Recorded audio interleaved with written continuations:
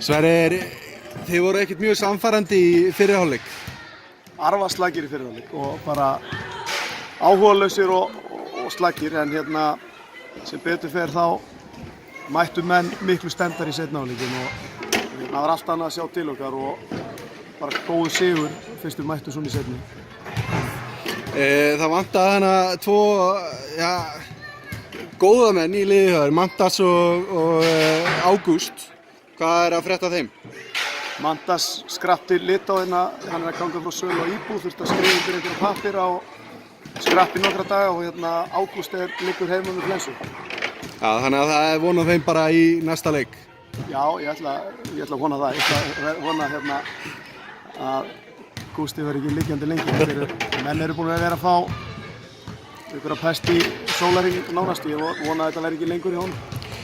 Þriðji leikluti byrjaði kannski ekkert svakalega vel, en svo tekur í leiklið hann eftir einhverjar 5 mínútur. Hvað sagðir við strákana? Þið komum alveg allan að hörður, Axel, alveg brjálaðar eftir leiklið. Já, ég meina það þurfti ekkert svo sem mikið að segja, nema náttúrulega bara minna á að við værum ennþá í sama farinu og vorum í fyrri hálfleik og það var náttúrulega bara, ég trúði ekki öðru en að það væri meiri vilji hjá mönnum að fara virkilega að leggja meira á sig og gera einhverja góða hluti hérna á vellinum og við vorum frábærir raun og veru eftir það og Gummi var náttúrulega hrikalega öflugur og hann reif menn í gang, gjörsamlega og svo náðu þeir að landa þessu, voru konur með smá fórystu þegar Gummi fær 50 villuna og strákarnir kláruðu þetta, en við þurfum að fá fleiri með þetta hugafar eins og Gummi, tilbúin að fórna sér í allt inn á gólfi og skít saman hvort það sé að skora eða eitthvað, vill bara að liðið sé að ná stoppum og við séum að vinna.